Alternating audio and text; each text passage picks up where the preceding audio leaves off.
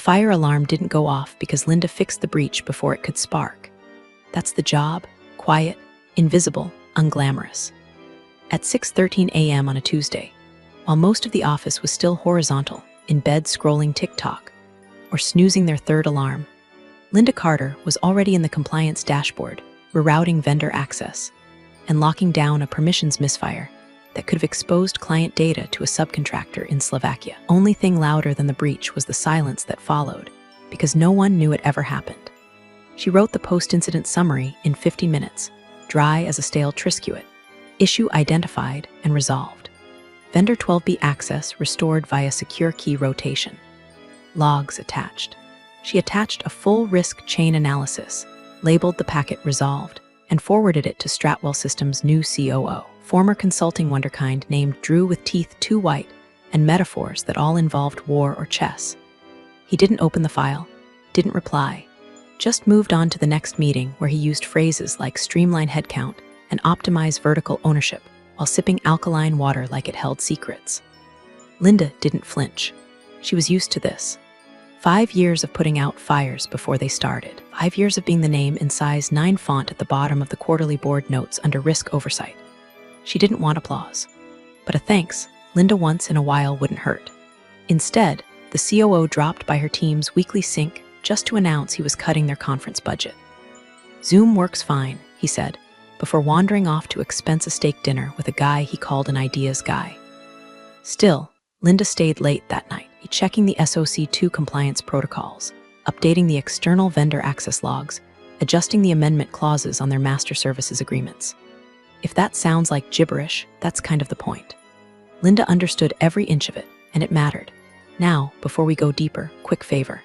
If you're listening and think, damn, this is exactly the kind of quiet office chaos I live through every week, hit that like button and toss us a follow. No pressure. 95% of folks forget to subscribe, and trust me, it helps the team keep digging up these stories. All right, back to the slow burn fire. Linda didn't dress flashy. Her cubicle was a shrine to efficiency, dual monitors, a don't talk to me until I've audited something mug, and a ficus that thrived under fluorescent light like a mutant. Her team loved her, quietly.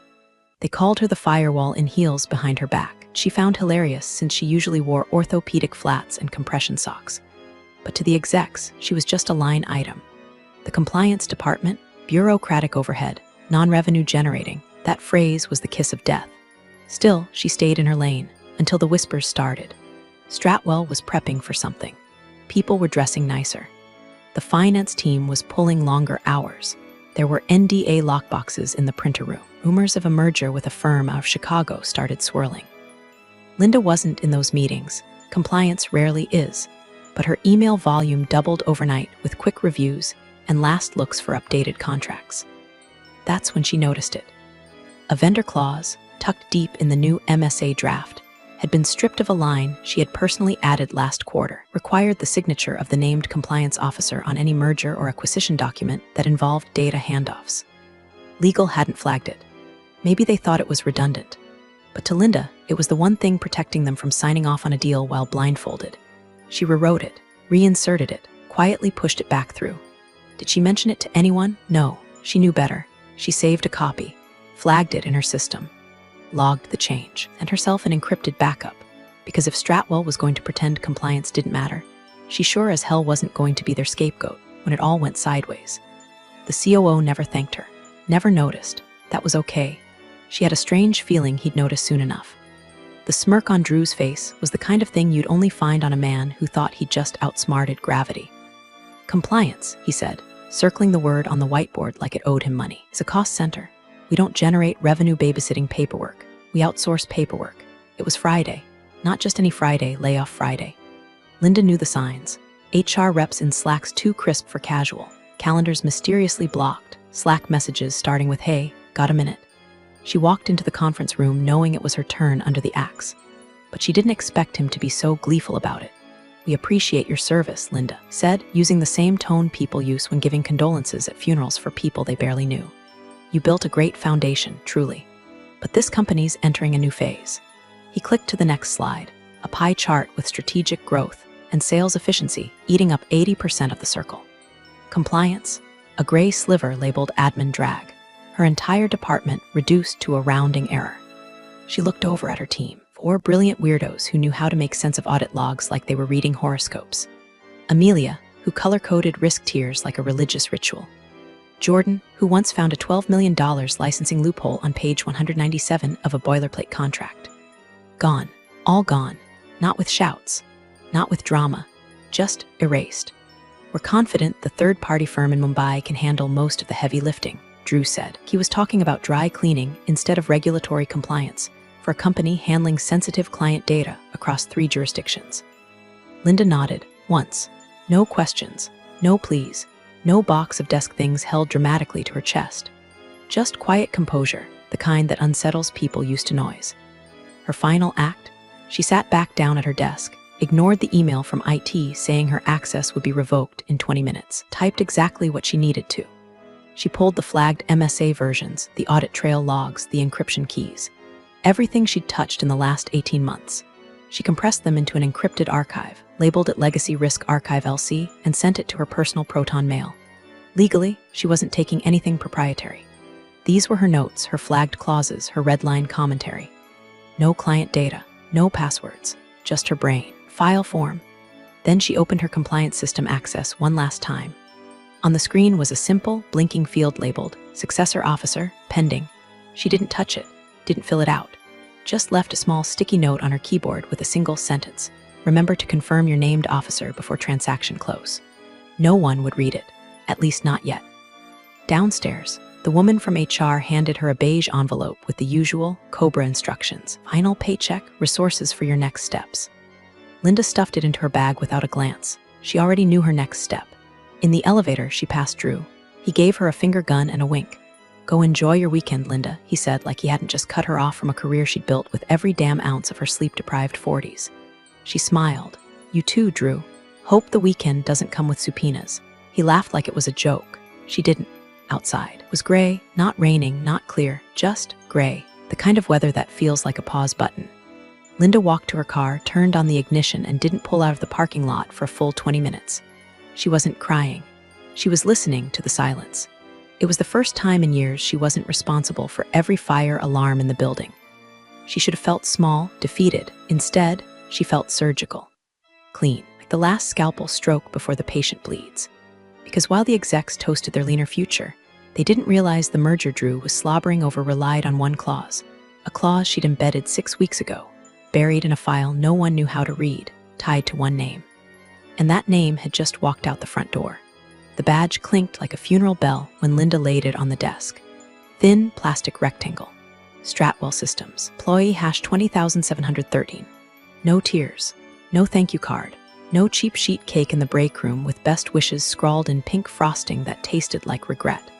Just a quiet click of the ID lanyard coil recoiling like a snake as she let it go. The HR room smelled like dust and lavender hand sanitizer. The intern assigned to her exit looked about 12. Her name was Bree. She had a purple pen and a nervous smile. Linda sat across from her, arms folded, posture military straight. So, you've been with the company 5 years, correct? Bree asked, squinting at the printed packet like it was an ancient scroll. Correct. Okay, cool. Just a couple of standard questions. Did you feel supported in your role? No. Pause. Bree looked up. Do you want to elaborate? No. She scribbled something. Probably a smiley face with a frown next to it. All right, what was your job title again? Was it like auditor or something with systems? Linda's eyebrow lifted like a garage door. I was the named compliance officer. Oh, okay, that sounds important. Linda just stared, no nod, no confirmation. Just, you're not the enemy, but you're a symptom. Bree flipped to the last page. All right, last thing, IT says your system access will be sunset by end of day, so we'll just take your badge and then you're all set. All set, Linda repeated softly, as if confirming a kill. She stood, turned to go, then paused at the door. Reached into her bag, pulled out one sheet of paper, folded 3 times, no signature, and slid it across the desk like a blackjack dealer. What's this? Bree asked. Reminder, Linda said, for whoever replaces me. In a courier font at the center of the page, 5 words, confirm successor officer before merger. That was it. No letterhead, no threat. Just a ticking clock disguised as a helpful post-it. She walked out without looking back. No farewell Slack message. No LinkedIn status about exciting new chapters. No whispers in the break room. She didn't need to flip a table to make an impact. She just needed gravity to do what it always does, pull everything down the moment one critical screw goes missing. Linda's name was still listed on 3 systems they hadn't bothered to update. Compliance keys were still embedded in their authentication protocol. Her digital signature still authenticated key vendor chains. In short, Stratwell wasn't compliant without her, but no one noticed, because Drew was busy sucking up to the Chicago buyers, and HR thought a named officer was probably a guy from payroll. The building had holes, and Linda had been the sealant no one ever thanked. At home, she didn't rage. She fed her cat, did a load of laundry, opened her encrypted archive to triple-check every file. Not paranoid, just thorough. She read the clause again, the one she'd quietly slid into the master services agreement the week she saw the merger decks circulate. Simple language, no fluff. Any data transaction, audit certification, or ownership transfer requires co-signature from the current active compliance officer of record. Then the kicker: failure to confirm succession shall pause transactional validity pending third-party legal review. In other words, no compliance officer, no merger. The beauty of it, they'd agreed to it, signed it, archived it, forgot about it. Linda didn't need to sabotage anything. She just had to walk away with her name still on the dotted line and no one left behind to scratch it out. The system would do the rest. And when it did, the Chicago buyers' legal team did what legal teams always do, and combed through every line of every contract with the curiosity of a raccoon on espresso. They'd hit that clause. They'd ask a question, and no one at Stratwell would have an answer. Linda didn't slam doors on the way out. She just made sure the locks still had her name engraved in them. The first tremor came in a quick follow-up email from the buyer's associate counsel, a woman named Sam, with a resume that read like a legal thriller and a signature line that included SIP/US, JD, MBA. She asked for updated vendor logs, active compliance personnel lists, and casually, like she was ordering lunch, an updated organizational chart, including the current compliance officer of record. The Stratwell finance team forwarded it to HR. HR forwarded it to legal. Legal kicked it upstairs to Drew, who forwarded it to someone PLS handle. And that, ladies and gentlemen, was how the countdown began. Inside Stratwell, the vibe was champagne before the finish line. Execs were strutting around like Powerball winners, talking in percentages and golden parachutes. Drew held impromptu synergy huddles and kept saying things like we're days away from closing, as if sheer optimism could sign documents. But down in the quieter trenches, accounts payable, systems, legal interns, things were slower, more cautious. Because buyer diligence is like a colonoscopy, thorough, painful, and nothing escapes unnoticed. Requests started flooding in. PDF folders titled FY22 Compliance and SOC2 Ready were zipped, unzipped, resent. Stratwell scrambled to look buttoned up. They tried reassembling Linda's old documentation trail like it was IKEA furniture, with half the screws missing. And then the email came. Subject line, clarification, named compliance signatory. It was from a junior finance analyst on the buyer's side, some poor kid named Nolan who probably thought he was just checking a box. The email was polite, even friendly. But the question hit harder than a subpoena. Can you confirm who currently holds the named compliance officer designation at Stratwell Systems, whether they have reviewed the revised MSA v3.6c dated April 12? It was CC'd to 4 people. The room went still. CFO replied with a quick, looping in HR and legal for visibility. HR replied, we'll need to confirm with IT on current designations. Legal replied, reviewing current personnel lists will advise. And Drew ghosted. Not even a thumbs-up emoji. Because in that moment, all realized something might be off. No one could remember if they'd officially replaced Linda.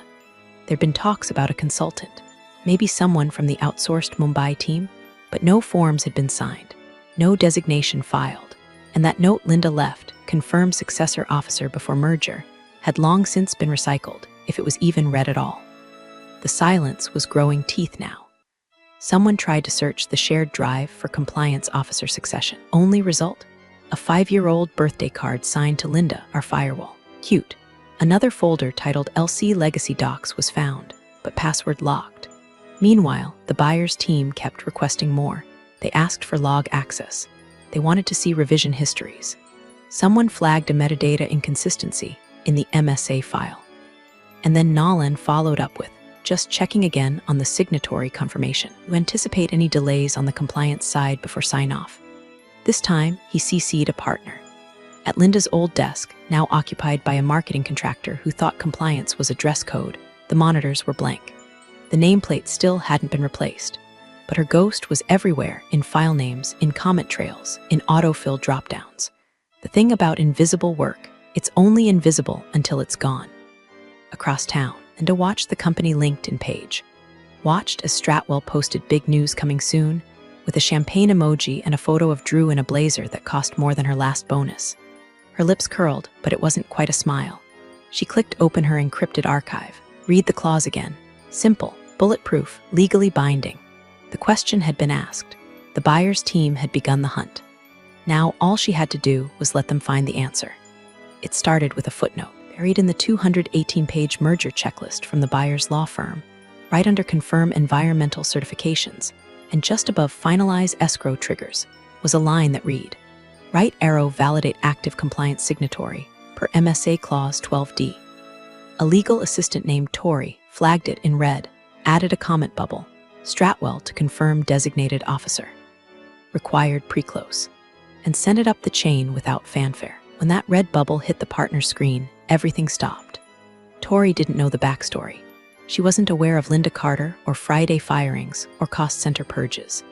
She was just doing her job, making sure every clause in the merger docs lined up with every clause in the MSA. And Clause 12D, that one had bite. Inside Stratwell, the mood was shifting. What was supposed to be a week of champagne rehearsals and smug victory laps turned into a frantic game of hot potato. The email came in with the subject line, Urgent. Officer of Record Confirmation, MSA Clause 12D. It was short, direct.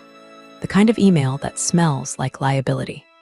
Pursuant to our review of the updated Master Services Agreement, require written confirmation of Stratwell's currently designated named Compliance Officer of Record for purposes of data transfer authorization and audit continuity. This is a required item for legal sign-off. Please advise ASAP. It was sent to legal, HR, the COO, and the external M and a counsel. The response, panic, but the corporate kind, clean, quiet, in suits. Legal asked HR. HR asked IT. IT said, assumed legal was handling the designation. HR's director, a woman named Trina who thought named officer was a military term, called Drew. Hey, just looping you in, she said. There's some contract clause asking for compliance sign-off. Drew exhaled like she'd asked him to solve quantum mechanics. Yeah, we transitioned that. It's with the India team. But do we have it on file? Just pull whoever's name is in the platform. We didn't update it. Beat. You mean you didn't update it? It still says Linda Carter. Silence. You fired Linda Carter, I know that, and she wasn't replaced. I know that too, Trina. A second silence heavier. Drew sent an email, short, clipped. We'll have an update shortly. But shortly came and went. The India contractor was just a placeholder. No formal designation. No amendment signed. No delegation of authority filed. The field in the compliance platform still listed Linda. Digital signature still bound to the audit logs. Her credentials still embedded in the file hierarchy. Like she never left, because functionally, she hadn't. Someone pulled up the MSA, version 3.6c. Clause 12D stared back at them like a loaded gun. All merger or acquisition activity involving data transmission, risk certification, or systems migration shall require co-signature by the active, designated named compliance officer. If such officer is not appointed or succession is incomplete, the transaction shall be paused pending legal review and external audit. Underneath it was the date, April 12. Just 6 weeks before Linda was shown the door. And the author metadata, the redline history, L. Carter. Drew tried to bluff. She must have slipped that in after hours. That's not standard language. Legal raised an eyebrow. It's in the signed version. Buyer countersigned. Then remove it. We can't. It's binding and it's discoverable. Drew's voice got tight. Then find someone to name. That takes time and board approval. Then lie, no. In another part of town, Linda sipped chamomile tea and watched the seconds tick by on her kitchen clock. Her cat sat curled on the counter, purring like a loaded engine. Her phone buzzed, anonymous number. She didn't answer. It buzzed again, same number. She turned it face down and opened her laptop. Her encrypted archive was untouched, clause still intact. Her name still everywhere they'd forgotten to erase it. The calls would keep coming, because someone had finally read it, and now, every clean-looking document they'd stacked up to impress the buyers had a crack, and that crack spelled her name. At 8:41 a.m., the deal was supposed to be ironclad. Documents prepped, e-signatures pending. The boardroom was being staged like a courtroom wedding, nameplates, water pitchers, other folders lined up like sacred texts. A photographer waited just outside to capture the handshake shot that would make the business section by noon. Then someone pulled out the wrong checklist. It was from the buyer's counsel. A final pre-close verification. Nothing fancy, just a bulleted list of signatory confirmations, filed under standard execution audit. Drew barely glanced at it before sliding it to legal with a smug "we're good, right." The fourth line down said, "Confirm current named compliance officer for co-signature, per MSA 12D, required pre-validation." Legal went pale. No one moved. Drew blinked. "Wait, what?" "We need the officer's name," said the buyer's lawyer, "not just the title, the individual." "Well, it was Linda Carter," said Trina from HR, her voice brittle. The buyer's GC raised an eyebrow. "And now?" Trina looked around. "It's not finalized. Yet. It's vacant." "No, we're transitioning it." "Then who's on record?" A silence thick enough to bottle and sell as anxiety. Drew cleared his throat. "We've got someone handling those duties remotely, but they're not designated. Well, not formally, but the function's covered." The buyer's GC set his pen down, slowly, like he was disarming a bomb. "This clause doesn't care about function. It requires designation, with documentation." He turned the page. Own version of the MSA stipulates that without an appointed, named compliance officer, the transaction must pause pending legal review and independent audit. He looked up. "So, who do we call?" Drew opened his mouth. Nothing came out. The woman from internal legal mumbled, "We're reviewing the options." "No, we're not," said the buyer's GC. "We're asking for name." The room was suddenly too warm. Air conditioning clicked on with a hollow hum that felt louder than conversation. In the corner, the external counsel, brought in for show mostly, began quietly packing up her folder. "I'd advise we hold signatures until this is resolved," she said flatly. "You don't want to record a breach in the opening week." Drew laughed nervously. "Look, this is a formality. It's not," the GC cut in. "It's a fail-safe." Across town, Linda sat at her window, watching the neighborhood dogwalker attempt to corral a corgi that had decided the middle of the sidewalk was now sacred ground. Her tea had gone cold. She didn't mind. The second buzz from her phone had come and gone. This time, they left a voicemail. She didn't listen to it, not yet. Back in the boardroom, Drew was sweating. "We're naming a replacement now. You'll have it in writing within the hour." The GC shook his head.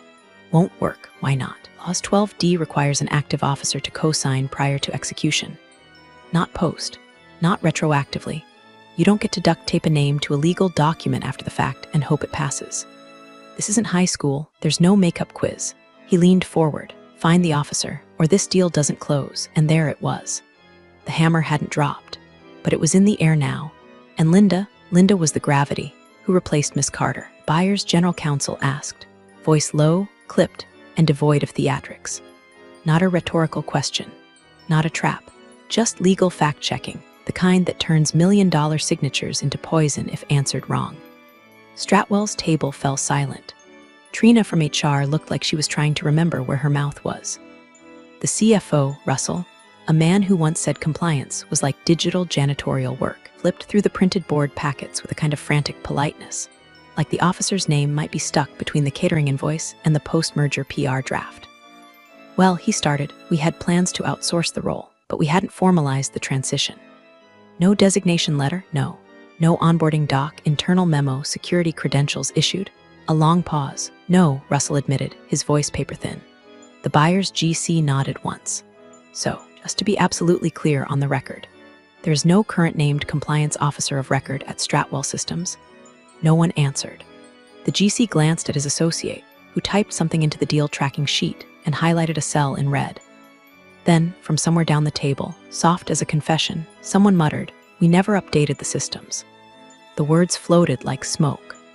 A senior analyst from IT, called in last minute as technical support, added, "And Carter's credentials are still active in our system.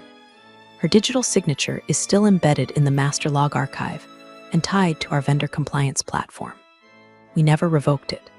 The buyer's GC turned the page on his binder and read the clause aloud, slow and methodical. "All merger activity involving regulatory certification or data system migration requires co-signature of the active named compliance officer. In the event of vacancy, transitional documentation must be filed and signed prior to execution." He looked up. There is no co-signature. There is no filed transition. He paused. Therefore, there is no deal. It hit like a car crash in a library. The photographer waiting outside was quietly told to leave. The intern manning the deal closed. Email draft deleted it without saving. Russell leaned back in his chair, eyes on the ceiling like he was waiting for divine intervention. Trina's pen slipped from her fingers. Drew's jaw clenched so hard you could hear his teeth grind. And Linda was at her kitchen table, folding laundry. A voicemail sat on her phone, unopened. She didn't rush to play it. She already knew the shape of its contents. They'd stepped over her, wiped her name off the org chart like it was chalk. But the systems didn't forget. The contracts didn't forget. And now, neither did the buyers. The most deafening thing in that boardroom wasn't a slammed fist or a shouted curse. It was her absence. It was a single name, Linda Carter, hanging over the deal like a law they didn't know they'd broken. And no one, not the CFO, not Drew, not HR, could fix it with an apology or a revised draft. They had already signed on a foundation that no longer existed. And it was cracking. 9:00 a.m. sharp. The conference room had been polished into theater. Mahogany gleamed. Pens were aligned like surgical tools. A breakfast spread sat untouched in the corner, croissants no one would eat, coffee going cold in porcelain cups, a fruit tray already beginning to sweat under the lights. The CEO sat at the head of the table, one hand clasped over the other like he was posing for Forbes.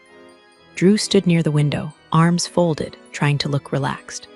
The board flanked them, fresh haircuts, tight smiles, waiting for the gavel drop moment, the official sign-off on a $190 million merger that would secure their names in whatever Wall Street footnote Stratwell could earn. Then the buyer's general counsel stood. Black suit, no notes, just the MSA in one hand, a highlighter cap clenched between two fingers like a blade. He cleared his throat. In accordance with Clause 12D, he began slowly, we are unable to proceed. Silence. No one blinked. He turned the page. Without an active officer of record, named, designated, and currently employed, all merger terms are automatically paused pending external audit and legal review. He shut the binder with a single, precise motion. Across the table, Trina from HR inhaled sharply, too fast. She choked once, caught it, tried to recover. Russell closed his eyes, didn't open them again. Drew, his face drained like a man staring at his own name in a lawsuit headline. And the woman who'd fired Linda, the same one who said, with that condescending lip twitch, "Thanks for your service, Linda. But compliance just isn't strategic right now," tightened her grip on her cup and whispered, "Wait." But this was all signed. This was done. The GC didn't even look at her. He turned instead to the CEO. Team failed to replace a critical officer required by your own contract. You filed no transition letter. You submitted no designation. And your systems still list Miss Carter as active. "I'm sure we can," the CEO began. "No, you can't." He gestured to his associate, who silently packed up the signature folders. "We'll resume due diligence pending confirmation of compliance protocol, successor designation, legal review of all data transfer activity conducted post-termination of the officer of record." And then, thud. The ceramic coffee cup slipped from the VP's hand, hit the table's edge, and cracked. Coffee splashed across her binder, dripping onto the floor. No one moved to clean it up. The buyer's GC barely blinked. "This isn't personal," he said quietly. "It's structural." Outside the boardroom, the photographer packed up her tripod. No pictures, no applause, just a meeting that never happened. Somewhere in the HR Slack channel, a confused intern typed, "Do we still send the cake?" and got no reply. And across the city, Linda Carter sat at a small metal cafe table outside a corner bakery. It was sunny, crisp. Her coffee was hot. Her name was trending on the internal IT ticket system, and her inbox, long dormant, was beginning to sprout apology-laced checking in messages like weeds after a storm. He didn't open them yet. She didn't need to, because she hadn't shouted. She hadn't gone nuclear. She just let the claws speak, and the claws had perfect aim. The call came just after noon. Unknown number, Chicago area code. Linda let it ring twice, just enough to let the moment breathe, then answered like she'd been expecting it all week. "Carter," a brief pause. Then, "Miss Carter, this is Samantha Cho, General Counsel for Avalon Partners. I believe you're aware of the situation."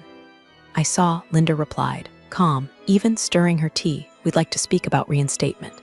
Another pause, longer this time. Under new terms, Samantha clarified quickly. That got a smile out of Linda. She didn't need to ask what those terms were. The merger was frozen in amber until she touched it. They didn't need her permission. They needed her signature. Her name wasn't leverage, it was oxygen. By 2:17 p.m., it was on a video call with Avalon's executive committee. Not Stratwell, not Drew, not HR, the buyers. By 3:40 p.m., a digital offer letter was in her inbox. Title, Chief Risk Integration Officer. Reporting to Avalon Board of Directors. Salary, tripled. Conditions, full operational autonomy. Bypass of Stratwell executive structure. Strategic authority on compliance systems across the merged entity. She accepted without counter. Terms were already perfect. At 4:12 p.m., Stratwell's COO Drew was officially transitioned into an advisory role. The press release used words like grateful and visionary. Internally, his access was revoked before he could finish reading it. Trina from HR announced an extended wellness sabbatical effective immediately. The woman who fired Linda vanished from the org chart before sunset. And Linda, she walked into the building the next morning, not through the employee entrance, but through the executive wing. No one greeted her, not because they didn't see her, but because they didn't know what to say. She passed her old office. It was empty now, just a ghost shell. Her new office had two things, a standing desk with 3 monitors and a fresh, piping hot cup of black coffee already waiting. She sat, unbothered, logged in, drafted her first internal memo. It was short, unapologetic. Compliance is not a cost center. It's the firewall between you and collapse. She hit send, and that was it. No grand speech. No press release with her name in lights. But from that day forward, every exec in the building triple-checked the compliance log before they opened their mouths. Because the woman they erased had become the claws that erased them. And now she was the firewall, with teeth. You're the real stars of the corporate jungle. Thanks for watching. Hit subscribe, or I'll flick the switch on your old cubicle memories.